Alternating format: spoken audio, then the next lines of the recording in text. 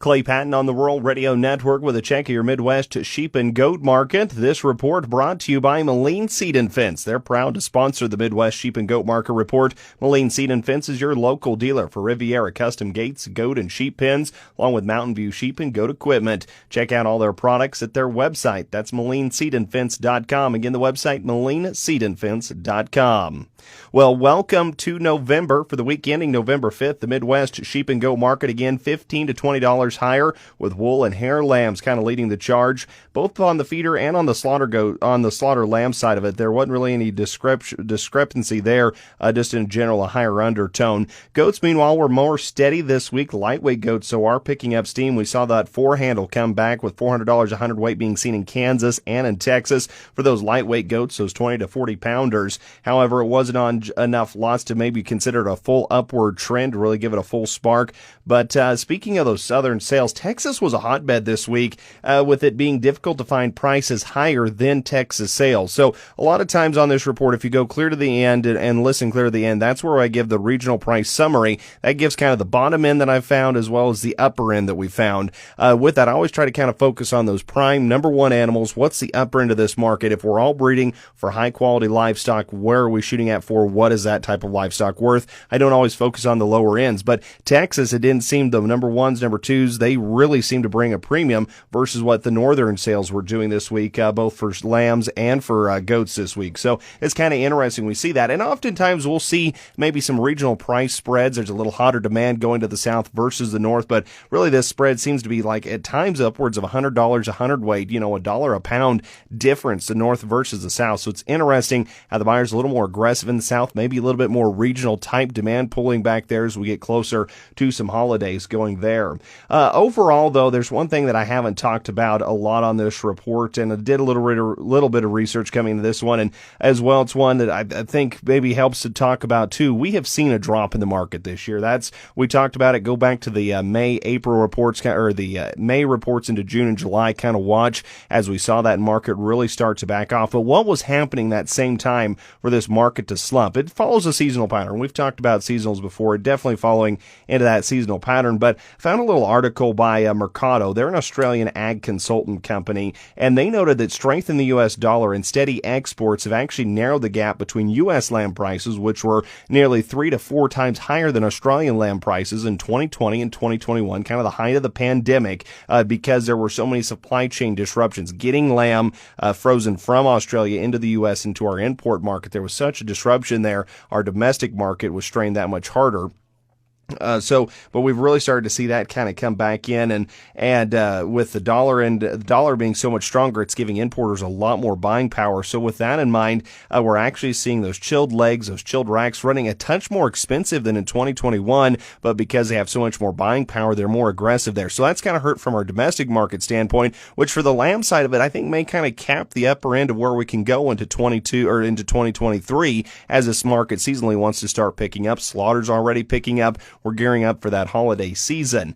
With that in mind, on the flip side of it, though, the goat, really, especially goat meat in the public sale setting, still a pretty thin market. We're seeing those prices a little more aggressive on the goat side. We've got the domestic population, from what I've talked with small retailers. Again, these are small, not big box stores. With small retailers, they're talking about the folks that are buying goat meat. They want fresh, not frozen.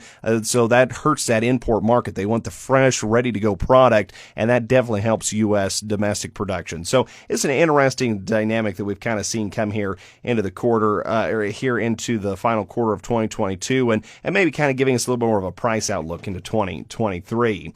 Enough out of that. Let's go ahead and let's run down some highlighted quotes this week. We'll start in Centennial Livestock in Colorado. 12 head of 34-pound feeder goats. They brought 361 a hundredweight, weighing 34 pounds. That's $123 a head. Upper into that draft, bringing 390 a hundredweight, $132.50 a head. Kelowna, Iowa sold 5 head of 64-pound weather goats for $328 a hundredweight, or $210 a head. Sioux Falls Regional Livestock sold 221 head of 56-pound hair lambs for $315 a hundredweight, $176 a head. Sioux Falls also topped the breeding livestock list, though. They sold 17 head of bred 2-year-old Boer nannies. They were quality. They were quality all the way through, but for a sale barn setting, they topped it $420 a head. Producers Livestock San Angelo sold 23 3 head of 66-pound hair lambs, $296 a hundredweight, $195 a head. Producers also sold 38 head of 118-pound replacement open hair ewes that were 2 to 4 years old for $169 a head average, with the upper end bringing $238 a head.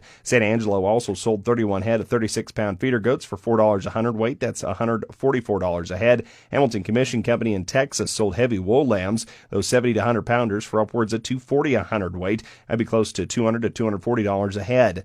Colby Livestock, Colby, Kansas, 15 head of hair lambs there, weighing 54 pounds, brought $280 a hundredweight. That's $151 a head. Colby also sold 8 head of 41-pound feeder goats for $410 a hundredweight. That's $168 a head. So again, that four handle coming back in for those lightweights. Be interesting to see if it can get back into those midweight goats still as well. Other commodity markets this week mixed to stronger. It was all about headlines and geopolitics really this week. Russia played a big part early in the week. Over the weekend, last weekend, they got out of the safe haven corridor there in the Black Sea for Ukrainian ships. Midweek, they're back in it. So we rallied, then we took the premium off of it. Coming here into the end of the week, looks like China may be pivoting on COVID policy. That rallied soybeans, helped to rally wheat again. Corn kind of hanging in the middle. We've got the WASDE report coming up this week. Traders ahead of it, pretty quiet as to whether we'll see a big move in U.S. production. Argentina's drought as well, starting to come against China's dwindling grain supply, all things impacting the trade. Meanwhile, the hay market, Nebraska, Kansas, Iowa, South Dakota, Colorado, Wyoming, steady for grass and corn stalks, bean stalks, those type of forages. Alfalfa, though, of any class, $10 a ton higher for sure in Nebraska, Wyoming. Higher undertones noted in other states. Kansas reports that some producers in the southern part of the state still trying to get that fifth cutting of alfalfa. Yields, though, have been light across the board on all cuttings of alfalfa. That, again, continues to hurt the supply side. And it points towards just really a more aggressive hay market just going forward. Lamb slaughter this week estimated 34,000 head through Saturday, an increase of 2,000 head from the last couple weeks, down 4,000 from last year. Year-to-date lamb slaughter, nearly 1.5 million head, were 9.6% or 157,000 head behind the prior year. Live lamb weights, 125 pounds, down a pound from last week, down 2 pounds from last year. Dressed lamb weights this week, 63 pounds, down a pound from last week, down 1 pound from last year. Goat slaughter under federal inspection, 10,306 head. Your regional price summary on the wool lambs: 20 to 40 pounds, 185 to 265 a hundredweight. Thin numbers on those lightweight wool lambs, so take that for what it is. 40 to 70 pounders, 187.50 to 270 a hundredweight. 70 pounds and up, 136 to 240. On the hair lambs, 20 to 40 pounds, 230 to 370 a hundredweight. 40 to 70 pounders, 240 to 360 a hundredweight. 70 pounds and up, 158 to 285 a hundredweight. On the wool ewes on the slaughter side, 56 to 115. On the slaughter rams, 67.50 to 125 a hundredweight.